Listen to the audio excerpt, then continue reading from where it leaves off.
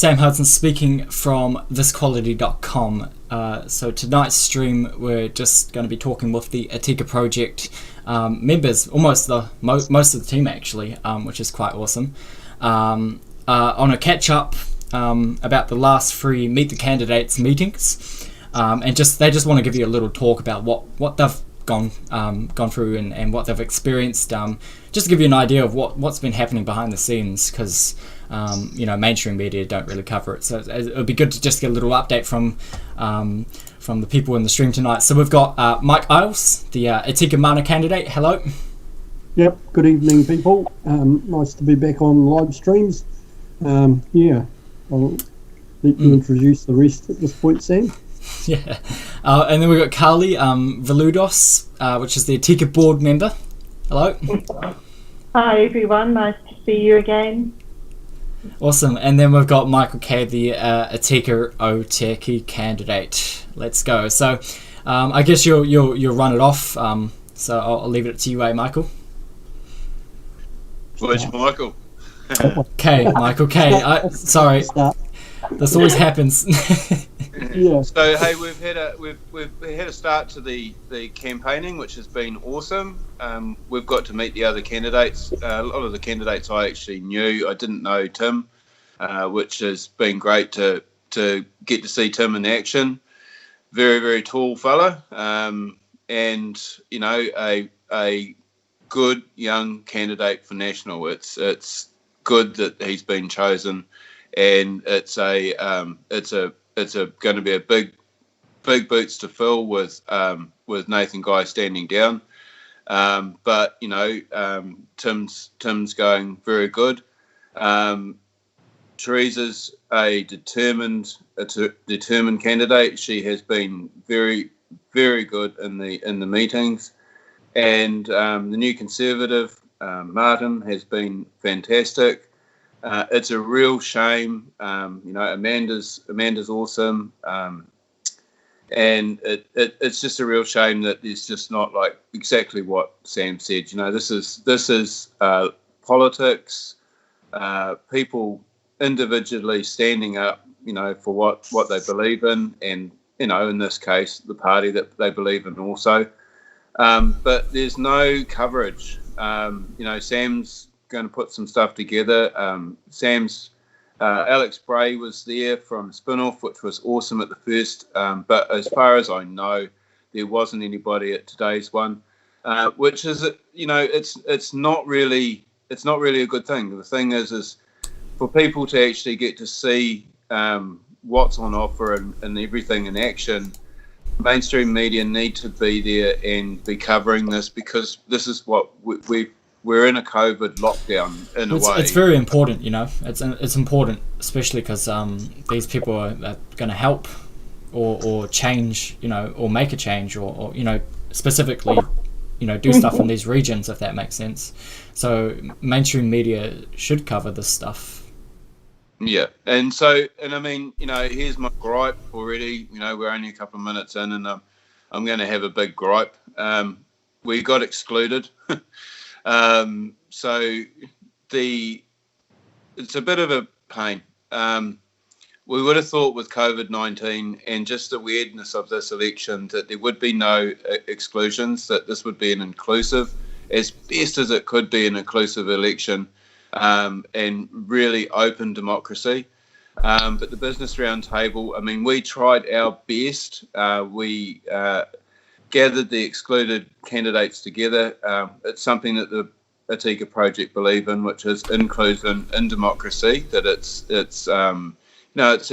a combative and competitive but fully inclusive thing. So you don't exclude people. So we tried our best, and we have to be polite, of course. It was very frustrating.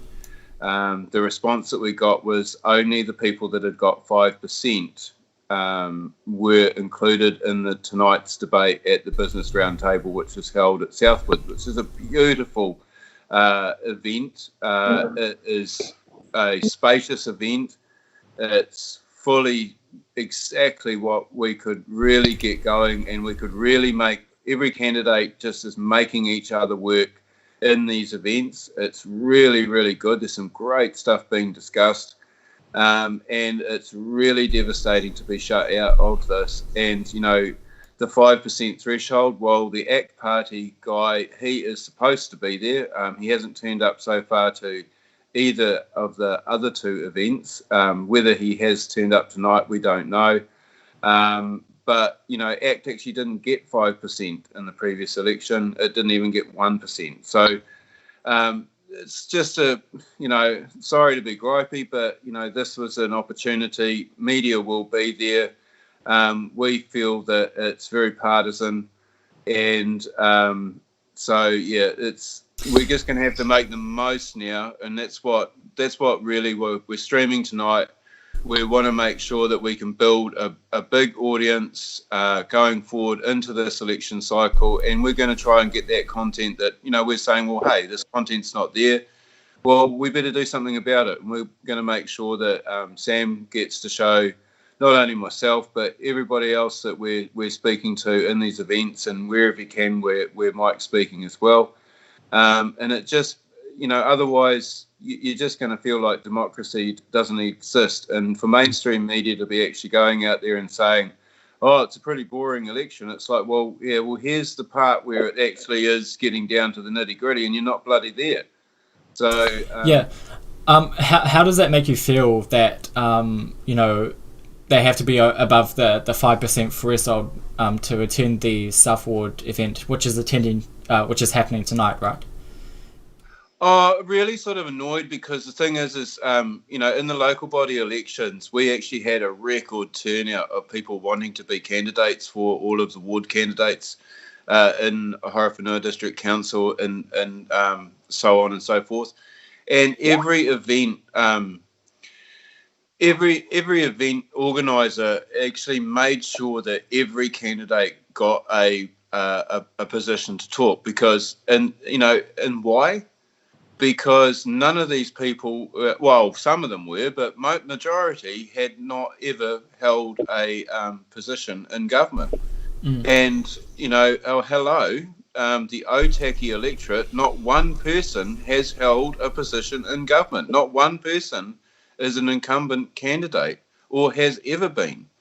So this is the kind of thing that, how do I feel? Well, I'm a bit grumpy, but and so are the other ones that have been cut out, because we actually feel that we made those, we made the two big, the duopoly in this country, Labour and National. We think that we've made them really work hard to stand up and be counted this time. And, that's what, ultimately, why did I stand? It's because I can't vote for Labour or National anymore.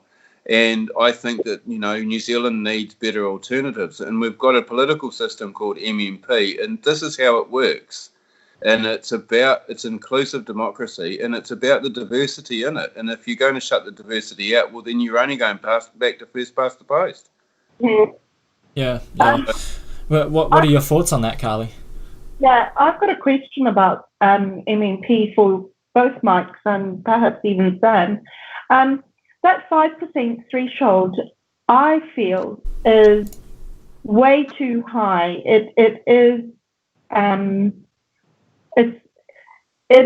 exclusive, because many parties are actually going to be able to hit that 5% threshold. Do you not think that it would be a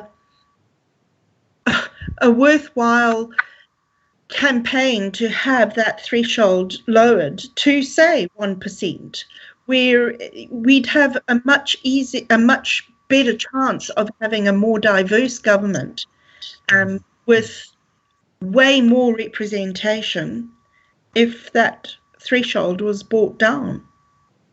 Yeah, no, look, I totally agree. I mean, it's been brought up by the Green Party. It's been brought up by ACT. It was, and it's true. I mean, the thing is, at the end of the day, of course, disclaimer here, obviously it suits something like us. But, no, I think it goes far beyond that. It's too comfortable. I'm sitting there, I can see that, it's almost... I'm not saying it's a setup, but it's a very comfortable position for Labor and the Greens to be in, where Greens are giving away their candidate vote to the Labor Party, and the Labor Party's quite happy whether or not whether you vote for them. Teresa is asking for 2 ticks, which is it's good to hear that, but the Greens are actually saying vote Labor really, and give your party vote to us, and then like with the ACT Party guy not turning up, it's like he's just sitting there just to basically so that the party vote can be voted for here in this electorate, and that just seems like to me, as an independent, and I think if everybody had to first do your time as an independent, where you cut your teeth into this stuff, comfort's not part of it. You've got to work hard, to actually be a credible candidate. And I'm not slagging off Bernard Long. I think Bernard Long is an amazing candidate. It's but he's genuinely doesn't give me the feeling that he's actually asking for that candidate vote. He's not asking for 2 ticks. And and I can't ask for 2 ticks. I can only ask for 1 tick, as the candidate, as an independent. But what was the point in forming that party? You know what I mean? It's sort of like what you're saying, Carly. At the end of the day, it's like, and we experienced it when we were with the Outdoors Party. It's this sort of, trying to create umbrella parties and all this sort of thing. To me, it just doesn't. It doesn't feel like. It doesn't feel like real oomph. This country is about grassroots. It's about getting stuck in. It's about it's about having strength, and it just feels weak to me. It does. It almost feels like a stitch up. yeah, absolutely. But this whole election does, for me anyway. There seems at every turn there's a barrier for smaller parties or for independent candidates, and it's almost like we're flies being swatted away, shoo fly, instead of anybody thinking and taking what we have to say seriously. And in the end, I mean, even if we as a party or you, or either of the mics get in or not, it would not only pleasing, but it would be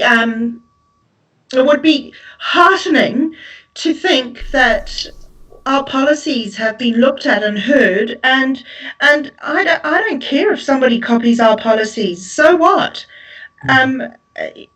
We're here for integrity, not for ego. That's my thinking on it. So I just feel that us not being listened to is actually to the detriment of everyone, and that goes for anybody else who's not being listened to, which is most everybody except for the usual suspects. They could be learning a lot. Yeah, and I mean, there's things that like a question today that we had, which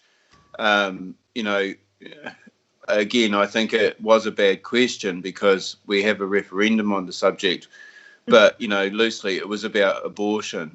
Not a very, very easy question to answer, and it was really good to see across the whole of the candidates in that candidate meeting today, them treat that question from a personal perspective, and rather than sort of like the party perspective, and just how complex that is, because there's no right or wrong answer to it in a way, because of the variations that can happen. And so like, I'm not trying to on here. I'm not trying to say which way somebody should vote in the referendum, but I'm just saying that's a good example of if you were in a group and you're working with the divergent views, you're going to get somewhere with that subject, but you're going to, like, the bottom line that came out of that is whatever legislation was drafted, you'd have to be very, very careful. And there was sort of almost cross-party acceptance that the current legislation that has been drafted is inadequate. And, you know, that's what people seem to believe. So, you know, that's what's coming back from the voters themselves. Whether the referendum will be able to show people that, I don't know. It's again the referendum that depends how the question's asked and all that sort of stuff. But look, the thing is really difficult. But you know, we've got another event that almost got cancelled. Thankfully, the event organisers, Grey Power, have found another venue. You know, this is sort of the difficulty that we're going through, and you know, these aren't. It's not really. It's really crushing on democracy not to have the crowds of 300 or 400 or 500 people at these events. So the only no point in whinging and bitching about it. Like, we're going to have to do something about this. So we're going to have to set Sam up and make sure we film all these candidates talking and start to create a little bit of a platform. We're going to have to ask some of these other candidates to sort of work together a little bit with us. But, you know, that otherwise, what are you doing it for? Because, you know, the very, very dedicated people that turn up to some of these events, sometimes it's the same people over and over again. But, you know, that's our next mission, really. So we're going to try and get some content out. We have got some content coming. Sam's going to put some content up soon. But, you know, this is... A lot of people say, politicians, they come out and promise everything and then, you know, they go to Wellington and that's the last you see of them. Yeah, probably. But the other side of it is, like, if we don't actually make politicians work, you know, like I thought today was very good. Wasn't it, Mike? It was a very, very good, very, very good question time. It's the actual positive that's come out of COVID-19. Normally in these events, you get asked a couple of, you say a little spiel about who you are, and you might get asked one or two questions, and that's it. And then you go into this sort of frenzied mingle, where usually one person talks to you for about an hour, and you don't get to talk to anybody else. But because of COVID-19, we've actually gone to more and more questions. And with each question that's been asked, people have been more confident to ask harder questions. And there's been some really good questions. And it's a shame that content now just does not exist to the greater voting public, because I thought that overall all of the candidates did their very best to answer those questions. And it's a shame if you're trying to make a choice of who to vote for that you don't hear that. And, you know, I don't know what they're doing at Southwoods tonight because they haven't been invited. But if they've got media there and they're filming what's going on there, I think that we've actually prepared those candidates that are there to actually present themselves better than that they would have had we not been candidates in the room answering questions. I agree. We really pushed them. They couldn't offer platitudes because we stood up. You know, we've done all this work with policy, and we stood up and we gave solutions. You know, and that's really, really hard. You can't just stand there and go, well, you know, for the last 9 years or for the last 3 years, it's like, yeah, but what are you going to do now? And that was very much the feeling in the crowd, I think, Mike. People really wanted, it was, don't care about your past. What are we doing now? Because things don't look too good. So, Well, it's interesting that mainstream media are at Southwood this evening, and all of you have been excluded. If I wasn't a conspiracy theorist, I might make a conspiracy theory out of that. yeah. Oh, look, no, I believe the event organizer. I take that as written. She said it's always been the same.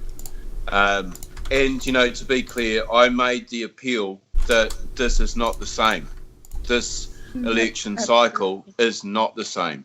Yeah. And we are potentially heading into a Great Depression, and it's so not the same. It's actually urgent that we're all included. I've got a question. Sorry, I'm like one of those hungry journalists that wants to get an answer. So, have you guys done this before? Like, meet the candidates meetings, and was it like this? In the past, from what you're saying? Oh yeah, no, it's not the same. There is a slight difference, Sam. Like in the past, so there's, well, to be honest, even in local body elections. Right. So what you've got there is you've got quite a selection of things going on, because you've got your district and regional council candidates pretty much all in the same candidate meetings. So it's pretty convenient for the journalists, and they'll usually turn up and take notes. So there was another. Sorry, I should have actually said that. It was a bit unfair. Veronica Howard was also at the Horowhenua District Ratepayers Association. She's still a journalist. So in actual fact, the Ratepayers Association did a much more involved job of making sure that those people were invited. Although, a little bit of kudos for us, Alex Bray cottoned onto this event by going on our ATTICA website. So that was really cool. But the problem being is, or the difference really is that those events just basically you have people getting up and they're pre-prepared 5-minute speech. And I'll tell you something right now. Making something that you're going to say to a crowd of people, you're appealing for your vote. You're appealing for their vote. And, if you've just sat across the other room or you've not really thought about it, here's what it's like. What do you want to say? And so you can potentially tell them all about yourself and, how you're local, or you can tell them about what you think are solutions, or you can tell them about, whatever it is that you're going to tell them about. So you'll either write all that down and you'll stand there and read the same little sermon each time, or you'll wing it. What I've noticed about these candidates mostly in these meetings is they're all winging it, which I think's awesome because it's most authentic. Was in local body elections, it was people all with the same bit of paper, and I'll tell you, after you've gone to 10 of these, they could have not come, they could have just put me up there and I would have read out every single one of the 27. I would have been able to read out their little spiel each 5 minutes. I could have just, I was saying it word for word like you were listening to, I'm not saying it was my favourite song, but I could have just about sung that song, So this is really authentic grassroots in Otaki. We are, I've pushed them really hard, and so has Martin, and they've pushed themselves, and it's awesome, and it's just such a shame that this is not going out onto a mainstream media platform, especially because we're hearing a lot of political pundits say, oh, politics is dead in New Zealand. No, it's not. It is definitely not. This is not okay, the political party that has been bringing in great big rallies, the NZPP, what do they call it? Advance NZ. Advance NZ, yeah. So, my dear friend has decided that he's not going to stand as a candidate for that party. He's not particularly, he can't give the party his confidence and supply of his reputation. And I think that is honourable. And so he is withdrawn. That party has made a huge amount of following.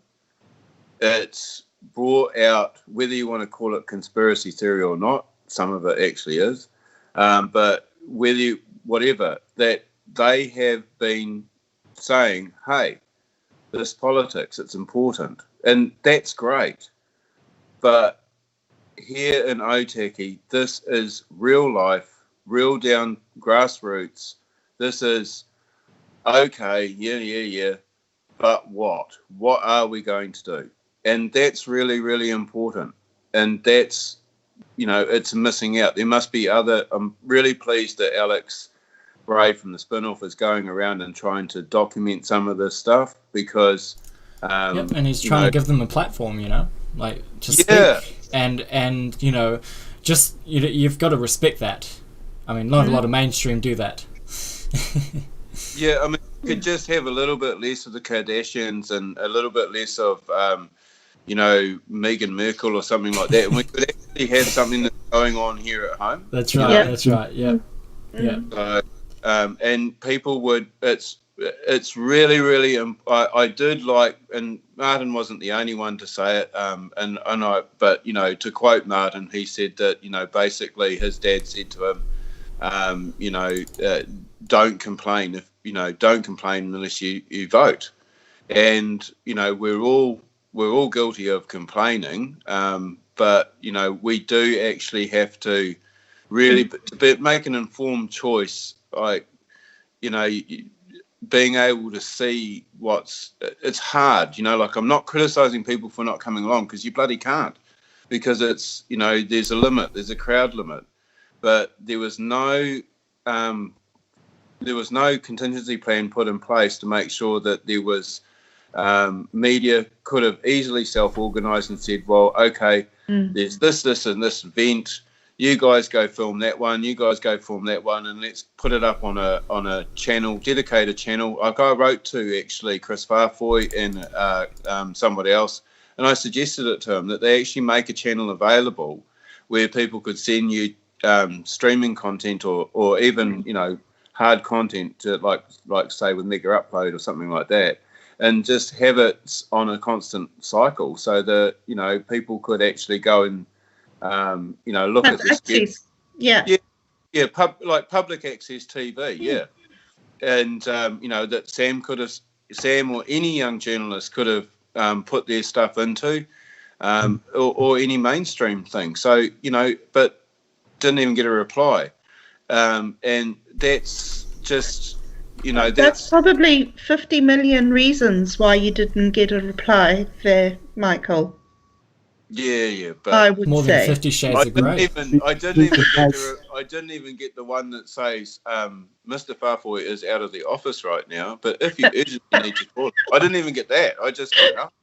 That's because he was in the office. And I'm not when Chris Farfoy, I think he's an awesome guy. He went after the the predatory lenders. So it's not a vendetta against the Honourable Minister. It's not at all. I'm just saying that there was an idea, this constant sort of barrage of mainstream media keeping on saying, well, this is a non-event of an election. I think in the regions it is. Maybe in the city, maybe it is a bit blur, a bit beige, but in the regions we care because we've felt the hurt. We've felt it after the duopoly. I'm not going to separate and say, oh, it's just National or it's just Labour. We've felt this really, like Carly said, we need to drop that inclusion well, open up inclusion and drop that threshold so that there's much more diversity, because like we would never have known until we tried to join a small party just how tongue-tied you can get going into this sort of a situation. Like that's why we started the ATTICA project, so that people do actually have their freedom of expression, freedom of thought, freedom of information, even in the political party, in the forming of ideas. So it's just not a bloody pyramid or this little pinhole where you've got to push everything through. So yeah, it's sad, but we're going to get some of this content out, hey Sam, and just see. Yeah. I've just got something else for you. So you know how the elections were rescheduled to October 17th. So just imagine if the elections were this month, do you still believe that you'd still be able to do those meetups with Meet the candidates? But do you think there would still be a problem with that if elections were now instead of next month? No, we would never have never have done it. Even now, people, like the event that just cancelled is obviously the people that look after that those premises are concerned for the health and safety, and so I'm assuming, but we have had other events pull out, of course, beforehand that have been rescheduled, and yeah, that's it, no, it was never going to be possible, but in saying that, we've also had 3 or 4 months to look at an alternative of how to, of trying to make something that was a much more open space, like I suggested, to Whāwhoi. Like we actually did. There needed to be some sort of adventure, some adventure really into how we're going to keep democracy thrive through this election cycle. And I don't think that, and I can understand, the COVID thing was a big deal, it still is, but it's still quite important, I would have thought, to try and make this a proper election, so that I guess going forward, whatever the election result is, you do want a government, the result to be accepted by the people. If you have an election and people genuinely reject it, like we had that with this government when it came in, when they, everyone thought it was a stitch up. And so that means that we're all not working together, and we've really got to work together coming into the next wee while. Do you think the election is politically motivated? You mean by the you mean that they have controlled, somebody's controlled it? Well, just politically motivated, as in, like with all the meetup stuff, having to cancel those events and whatnot. So, are you basically questioning the integrity of the election, Sam? Technically, yes. Technically, yes. Because I would be asking exactly the same question myself. If you don't got an answer, that's all good. It's just a question I thought I'd ask, because how they've shut down that one recently, like you said, and I thought that would be a good question to ask, because they're worrying about the people's health and whatnot, which it's good that they're doing that, but there's not much time until the election, so that's why I said, is it politically motivated? If an outbreak happens, we can't do these meetings again, and we don't got much time left for another election, which is meant to be in October, supposedly. Yeah. So I mean, so a lot of the questions that were asked, like today, were around what would different parties do, like for going forward. So we were very, very we were ready for that, because we've got very strong economic policy, we also got a very strong understanding of natural farming, regenerative farming, and the food and fibre industry, and so we got to speak to that quite a bit. We also, you'll be able to see some of this hopefully when Sam gets that up. But it was good. Each event that we've gone to, we've gained contacts for future endeavours, which has been really, really good. Especially around pushing natural farming. And so that's awesome. Of course, there's the other concern here in our area is the electrification, the rail electrification, and the road, and that was awesome. And I thought we actually did get really a good thought process going on the fact that the rail itself, when you're talking about electrifying it, don't forget, that we're electrifying the rail that New Zealand owns, the infrastructure, but we've got a French train running on it. And, don't forget that, when we do this 4-lane highway, that 4-lane highway is being built by an Australian company. And, that, in the UK at the moment, they are actually, now that they've got out of the EU, they've actually turned around and changed that, and they've made sure that they've protected their localism, and they're starting to work really, really hard to make sure that if you're going to borrow money from overseas, that that is actually being cycled through the local economy, and it's creating jobs for local people, and it's you're getting the value for the money that you've borrowed. So, and like Mike and I spoke about it after, and we thought one thing after the event, we thought, well, going forward, if, say, Labour or National were to get there, it seems that they're quite committed to that, to the building the road and electrifying the rail and all the rest of it. If we don't actually have a productive economy and we don't actually have meaningful jobs, if we don't get rid of GST and we don't actually have we don't actually increase wages, because wages hadn't increased for probably 30 years. Will we even be able to afford to drive on that road? Because National wants to put tolls on it. And will we be able to afford to buy the train ticket? I mean, like Mike's got his pensioner card, but, there's days that pensioners can't travel on the train now. Will those days get more and more? And he's only restricted to travelling sort of one day. So, these are the sort of things that, as we're sort of listening to them, we're also getting a picture of what they're thinking, what is the actual thinking or the grand plan, because it's not really clear from Labour, because Labour hasn't really released much policy. And Nationals talked about building a strong economy. Well, we still would like to know a little bit more about the how that's actually happening.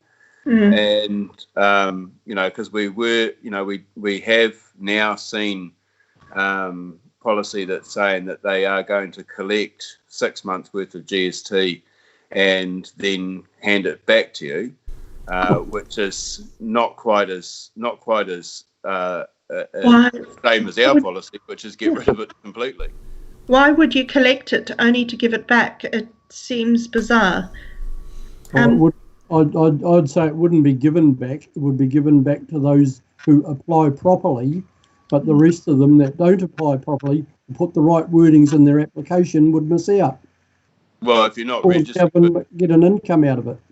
If you're not registered for GST, I mean, they start straight away. They've already lifted the threshold, because they say they're going to lift the threshold. So that means less businesses will be able to apply to it, and so it's really, you're right, Mike. It becomes a policy that it certainly doesn't apply to small local businesses. It really applies to, it's a big leg up, really, isn't it, to those big foreign-owned companies like Harvey Norman's and all that sort of thing, isn't it? Really, it's not really the grassroots localism.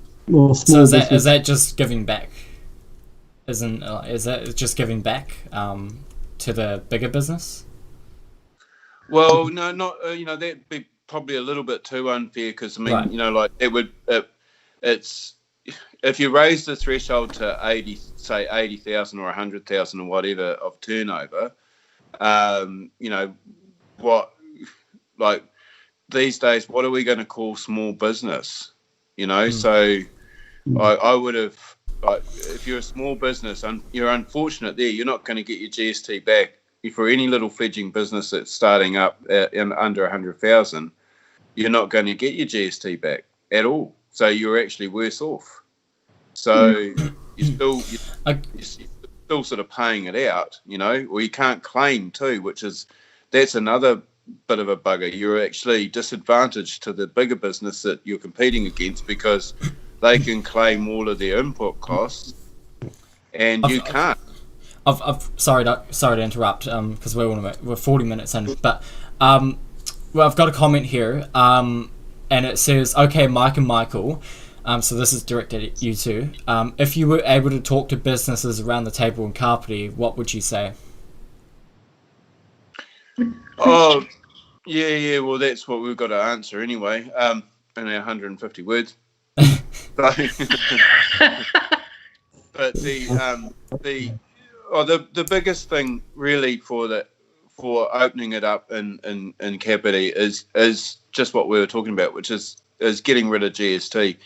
Like Kapiti is well, not just the whole area is very much the same. We are actually a productive place. We support the city. You know, I know that there is a lot of people that commute daily from Kapiti into the city, and you know, and work in the city. That's a bit different. But you know, this is actually a productive place, and by wiping out GST, it really turns things back around for a really thriving place, a really vibrant, buoyant economy. And you know, yes, we've got to build a lot more houses.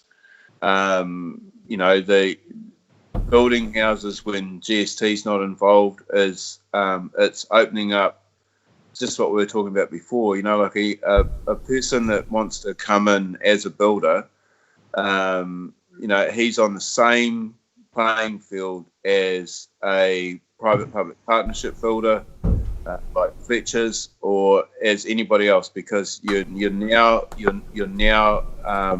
GST is not a factor, you know. So you're on the level. So if you were to remove GST, right? So how prices are right now in that kind of market, how are you going to prevent people from abusing that kind of no GST system without, you know, like, so they don't price hike and stuff like that? Is there going to be like some sort of regulation that you'd put in? Oh, the consumer does that. Okay, so you know, that's the thing. It's like, you know, people want to hike their prices. That's so what? The biggest thing that happens in this situation is you've taken away a lot of the control or restraints, monopolies, duopolies. You've now got a freer market. So it's sort of like when they talk about free trade, we actually got free local trade. It means that there's actually much more competition. So the big guy that's been sitting there with the advantage that the small guy's been clobbered by the fact that, you know, he's been at a disadvantage. Now that you're on a level playing field, it just really, really opens it up.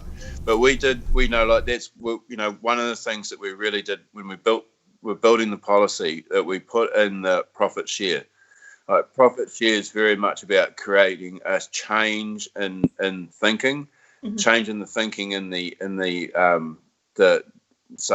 business owner, but the employee, so that the employee actually has an opportunity to help that business grow. And when he does, and when the business does grow, he gets a share of the profit. It means that, you know, for obviously the lower tax rate, which now you get a lower tax rate just because you're a company. And we're saying, well, that company still actually has to have some, you know, some structure that's actually beneficial to society, and that's what that does. So yeah, that's been well received as a policy that gets gets people thinking. And, you know, compare that to we're going to find every person that's a millionaire that has $1 million worth of assets, and that's only a few people we hear. That's only a few people. Okay, well, hang on a minute. That's most of Auckland, because every house in Auckland is pretty much worth $1 million. Even if it's a 2-bedroom shitbox, it's still worth $1 million. So that's everybody in Auckland. That's 1.5 million people. That's not a little few people. And that it's, you know, like these are disingenuous, you know, it's austerity. But it's not productive, is it? Because all you're doing is you're giving a government that money. You're not, it's, you know, this whole Robin Hood stuff, you know, robbing the rich to give to the poor, it's never ever happened in society, and it's not going to happen in New Zealand. So, yeah, it's that's, I think people can sort of see that when you just, and it's getting them thinking. But I mean, at the end of the day, like the biggest thing that I think that I've had inroads with is actually talking about building policy as people in local labs. That's really got people thinking, because quite a real good strong theme today was just not being listened to by government, and that's in select committees, and that's, you know, that's basically that's our whimpering. They don't listen to us. And you know, Carly, I sort of spoke, you know, like both in your industry, we'll call it, in profession, better word, but in my profession, industry, we're both treated the same. We're apparently got a conflict of interest, and you know, we can't possibly be allowed to have anything to do with what would be our future. And that's why, you know, like you see these reactionary movements like the Yellow Vest movement. You see the teachers, you see the doctors, you see the lawyers, you see the farmers, you know, you see the people that are professionals or in industry, or, you know, that are skin in the game, and they've been shut out. It's what neoliberalism is. And, you know, the antidote to it is local labs. And that's like, that's really well received. And I think mostly by the older generation, because, you know, intergenerational knowledge is something that we've just lost. That's another one that's just, you know, we need to have that coming across, the old and the young. And going back to the meetings that you talked about today, did you kind of describe that to any of the audience, or the previous meeting, the meeting in Levin that you went to?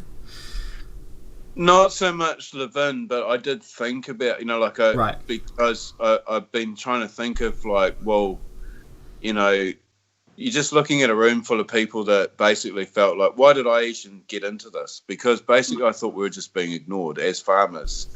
And even more so, like, I'm, you know, for a lot of years as somebody that's into natural farming, you don't just get ignored, you get a little bit ridiculed by your peers. But, you know, that's actually, we're so ignored as farmers that, you know, you can actually go down to the sale yards and say, and you'd be chatting away, and they say, oh, you're into that organics, aren't you? And you go, yeah. How's that going? Oh, yeah, pretty good. Yeah, well, I'm quite interested in that now. It's like, and that's because they've just had such a kicking, you know, and it's been constant. And, you know, we've always like, oh, farmers, you're a bunch of whingers, but who's not whinging at the moment? Yeah. Well, I was going to say, I think that goes for a lot of professions. It's exactly the same with education and the teaching profession. You know, there's a lot of gripes to be had, and when teachers do gripe, invariably the answer is, oh, what are you griping about? You get all these holidays, and there's always flippant remarks that go with the brush off, and I think, and that's just an example, you know, the farmers, the teachers. I'm sure most professions or trades would actually say the same thing. the grassroots, the people with skin in the game, as you say, are just not important enough in this political climate, in this game, and that's what needs to change. That's what needs to change. Democracy is about the voice of the people. The voice of the people is not what we have at the moment. And that's what ATTICA stands for, you know, is for the voice, the agency, the ability to have recourse, to take control of your life and to actually be able to make a difference. Yeah. Yeah, and I think the thing is just the more and more the local labs policy is really, really important for that. Where you let communities design their responses to things. You know, that's, you know, working together. It's just I can't see a better solution right now to a lot of the situations that we find ourselves in. You know, like I said in an earlier stream, you know, the thing is we this modern life, you know, we might be living closer together, but geez, we're so much further apart as people. Like, you know, a lot of people don't even really know their neighbour. So, you know, we're a powerful and productive species when we work together, and we don't actually like being farmed, and that's the ironic thing, is we're actually being factory farmed. We sure are. And so and I mean no more so than my 16 years working in Wellington did I see basically everybody dressing in black, same frown, same staring at their phone, walking off the train. Yeah, I mean it's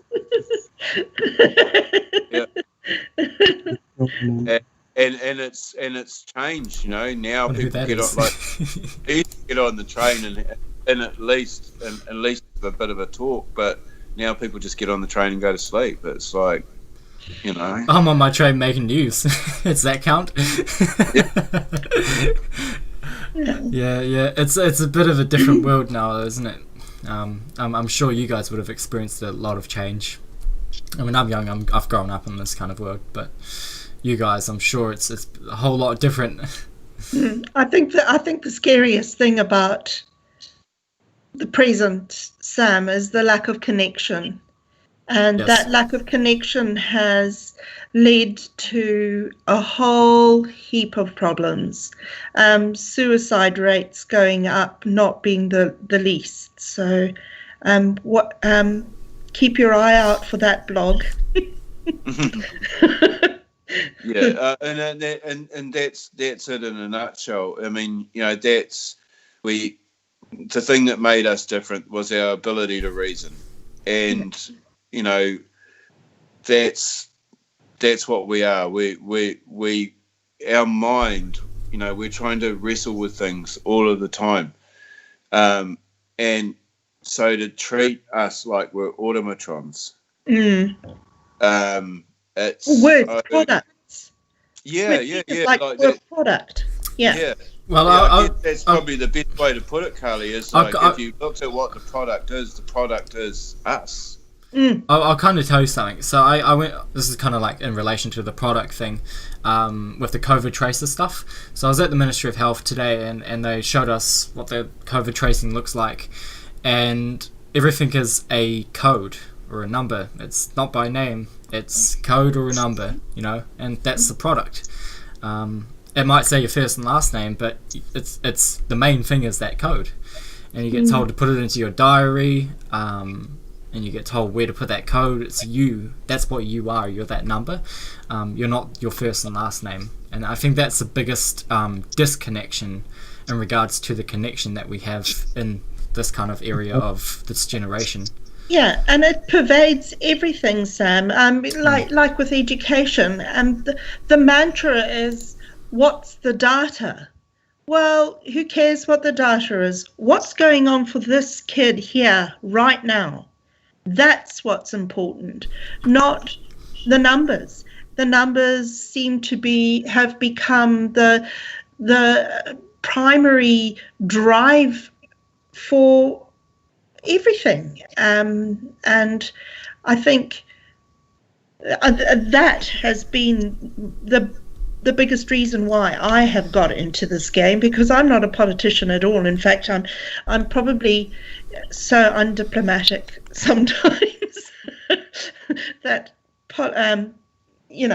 being a politician isn't suited to me, so to speak. But I'm here because I've noticed that lack of connection, that pervading ethos of our children and our people being treated like numbers, being treated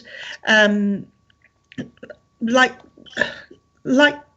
products that can be thrown away. I mean, even if you look at our elderly, I mean, Mike hasn't got quite there yet, but that we shut them up in a home, and and then COVID comes along, and then they're even, what little meaning they had to have to life is taken away from them completely. Because why? Because that connection is taken away, that humanity is taken away. And I think for us as a people, and even probably as a global population, for us to go forward, we have to find that connection with our humanity again, with our genius, our individual genius, which is that part of us that makes us human. Yeah, and in regards to numbers, it just came into my news agent right now. Well, it was actually about an hour ago. You won't believe this, but ANZ, sorry to name ANZ, but they've released an ad, and their slogan for the ad at the end of it is "Keep on moving." Now, that's a credit card company, or that supplies credit cards, and we're talking about numbers, treating us like numbers. I mean, that's a bit politically motivated in regards to a slogan that's almost like the other slogan of the other opposition. I think that's more than enough of treating us like numbers, like you say. Yeah, that's actually almost a bank campaigning for a political party. It is, isn't it? Wonder what the Electoral Commission would say on that one. But yes, we're heading on to almost an hour. We're about 3 minutes away from an hour. I don't know if you guys want to keep on going, but if you'd like to say anything else, just go ahead. You're free to say anything. Mike Isles, I've got a question for you. Having been to these debates, what would you say were the biggest points of difference in for the ATTICA project? So, in other words, what makes us different to all the rest? Okay. I went to the Raumati South Grey Power meeting, which was the northern part of the Mana electorate, which is the electorate that I'm standing in. A very good meeting. Met some very nice candidates. There's a good group of candidates in the Mana electorate, and all are new politicians. None of them have some of them have worked in Parliament, but they're all new candidates as such. ATTICA stands out. We are more people orientated. We're going to listen to the people. We're going to take what they say and turn it into policies rather than tell the people what to do. I think that's one of our biggest goals, is to have inclusiveness. in our policies. We don't want to dictate to people. We don't want to make policy that doesn't match the situation. We don't want to just make a policy and say you have to do that because we said. We want involvement, and as part of the lab stuff that Mike's talking about, we will get involved with local people and talk to them and find out before we write policy.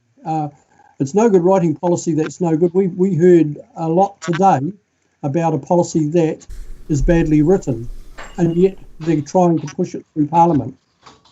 And it might go through as it is at this present time. We don't know that at this point.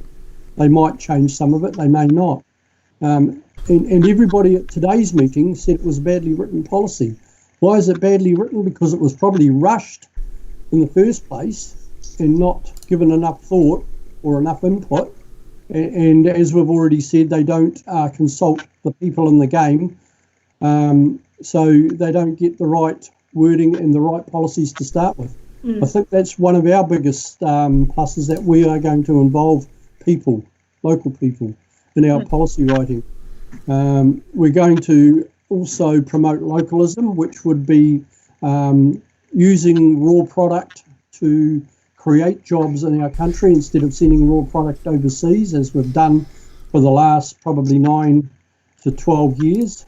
You know, it started a while ago when they first started growing the pine trees and stuff, and shipping live animals to some of the Arabian countries and Middle East and Asia. Middle East and Asia. So yeah, we can create a lot more jobs in this country just by using the raw product that we produce here. We can start producing more raw product and create more industry. As part of our policy, we're talking about the bamboo in the wetlands and the flax, which we can create a lot more jobs and industries with. Yeah, so there's some of our differences that I put to our meeting at Raumati South and promoted. Some of the questions today weren't quite in the same realm as the ones the day before. So Mike had to give different answers to what I gave at the previous meeting. So it was quite different. So, and in regards to that, I'd just like to give a big thank you to Grey Power for organising and running these meetings. It's not an easy thing to do, you know, setting up those halls, organising the candidates and making sure that everybody gets a say. They were well run. Yeah. So I'd like to just give a big thank you to Grey Power for doing that and running these meetings and continuing to run them. Yeah. Cool. Thanks. Thank you. Awesome. No worries. Awesome. Well, I think that was a good chat. And would you like to include anything else, Michael? I thought it looked like you're about to speak. Oh, yeah, no. I was just thinking, is there any questions in the chat or stuff like that? Just to check that. Let me see. We got one comment. I think it was directed to be towards Carly. It said, "You're a breath of fresh air."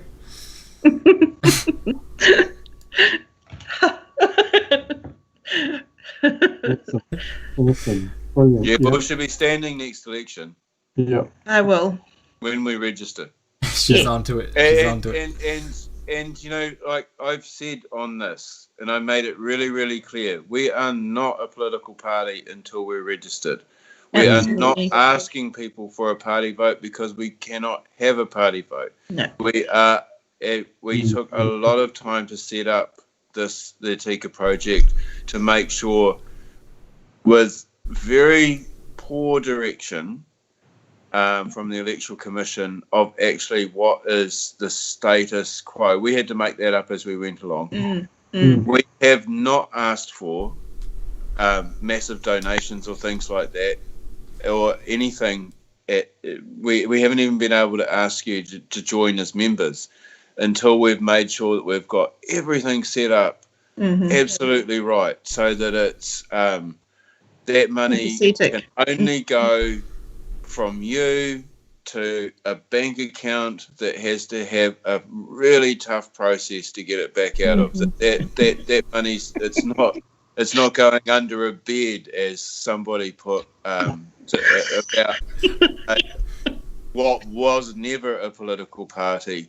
It never existed as a political party. So that and I did that at the time, and I'm not playing partisan politics here. I'm saying to people that might be viewing our content and might be viewing others, that be careful, be very, very careful, because, you know, if you're genuine, you're going to use the right, going to tell the truth.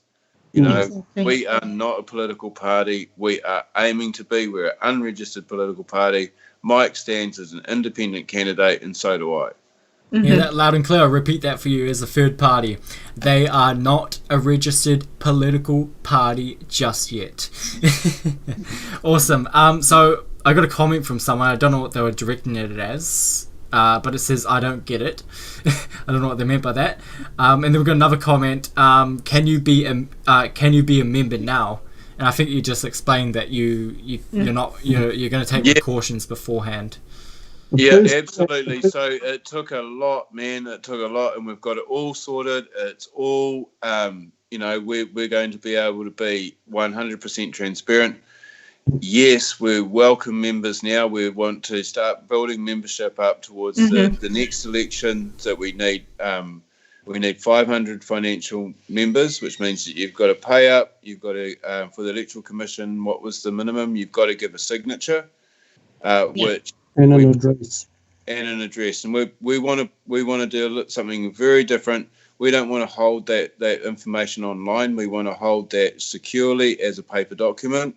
So it's, we really want to have that as stored safely. You just want to keep a record of it all, so there's no controversial or stuff like that. You want to be as transparent as possible, right? Yeah. And just to explain the $5 membership fee, no matter what, even if we asked you to pay $20, if the ATTICA project does go towards being ever registered for GST or what have you, any donation is only applicable down to $5. It doesn't matter if it's $100 to be a member. So, and the minimum must be sort of a $5. Sort of as a minimum of $5. So we've kept it at that, and so that's absolutely. We want members. We want people sharing the website, talking about it, getting involved. That's a real big thing. We want you to get involved, and we want it sounds silly 3 years out from the next election, but we're aiming to be registered. As soon as this process, this current election cycle's over, that's our next goal. And we'll be looking at candidates once we're registered. In that process, we've still got to refine how we're going to do that, because we don't want to take people into the ATTICA project under any false pretenses and then sort of play survivor with you. We are going to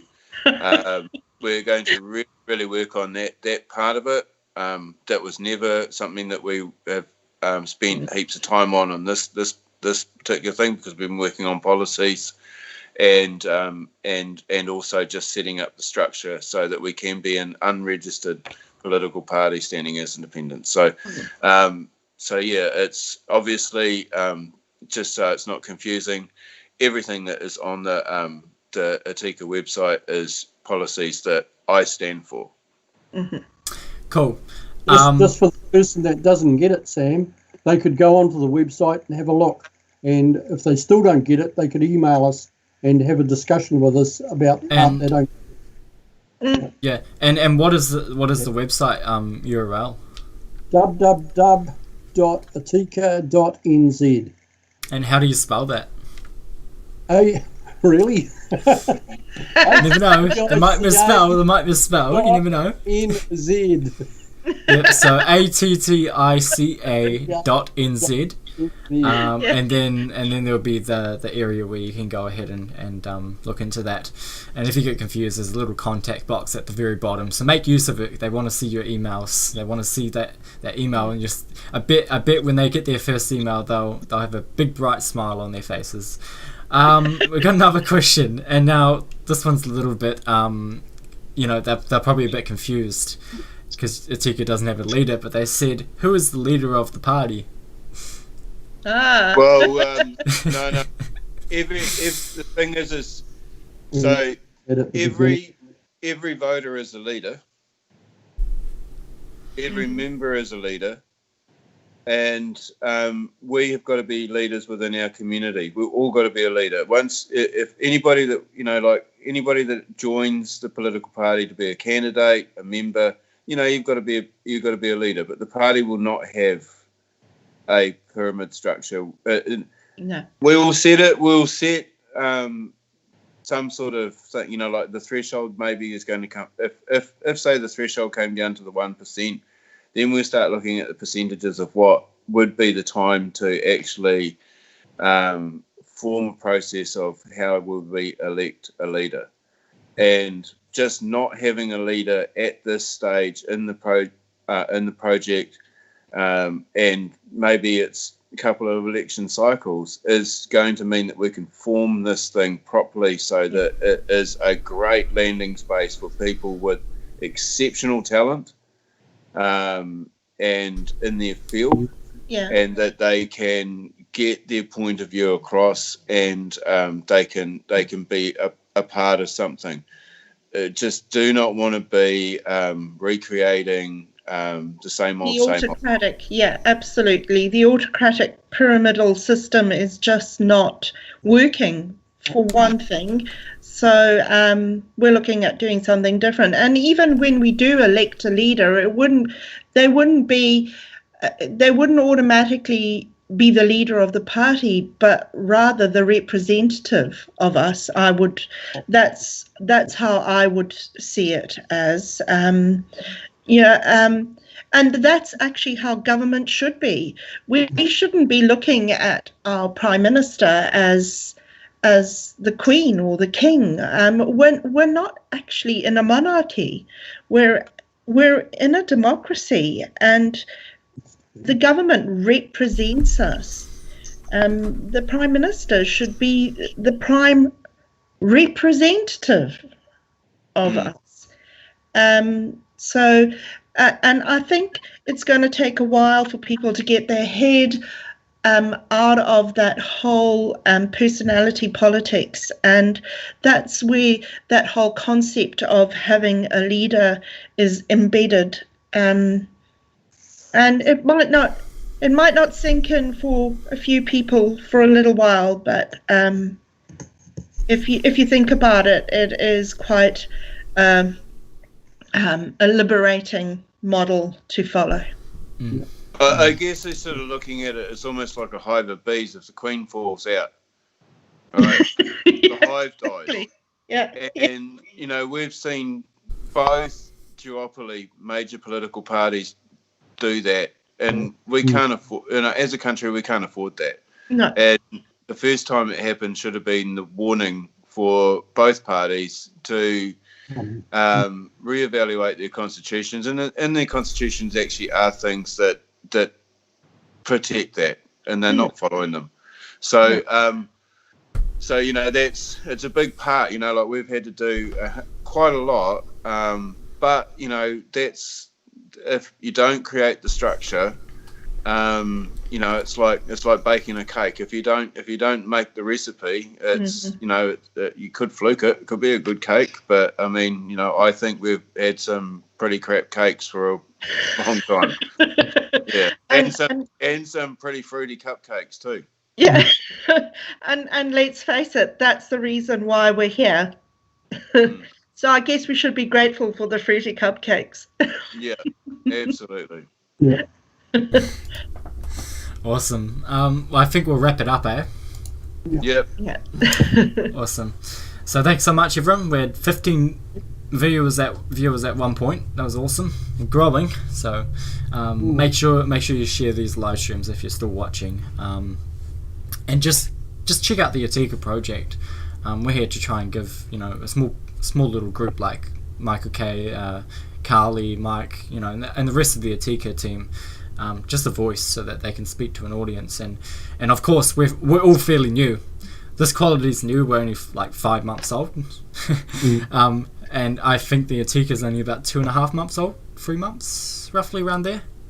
Around about that. Yeah. So we're both fairly new. We're growing together.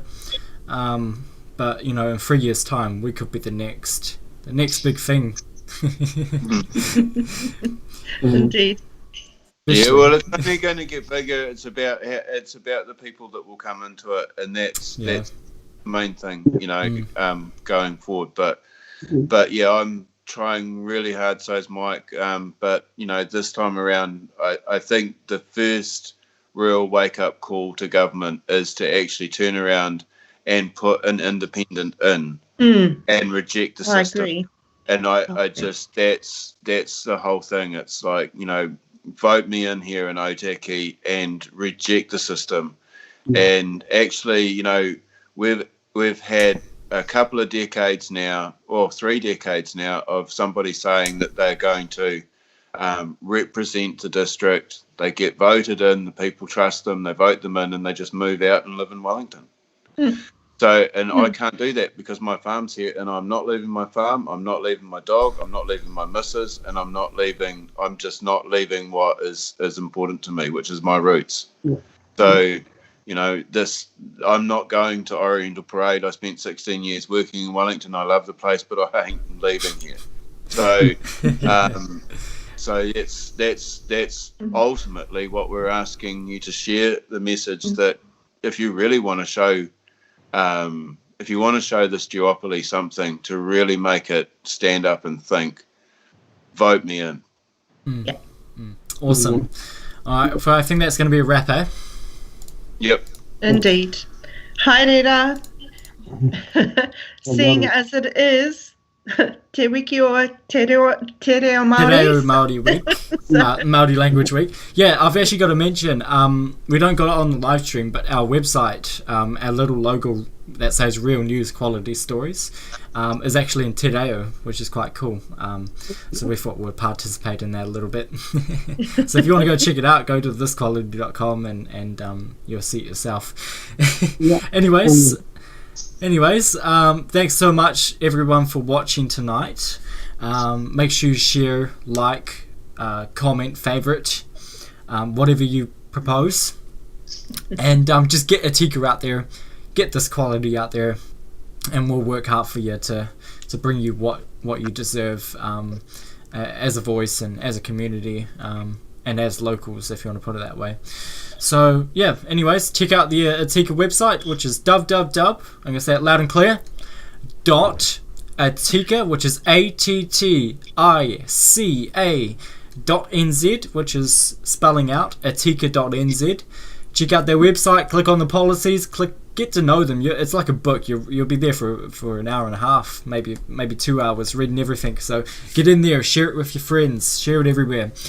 And also check out this quality. We have about 500 articles if you want to read through that, but I doubt you would do that. But have a good one, everyone, and we'll see you in the next live stream whenever we pop out of the blue. Okay? Awesome. Okay. Brilliant. Ka kite anō. Yes. Thank you. Right.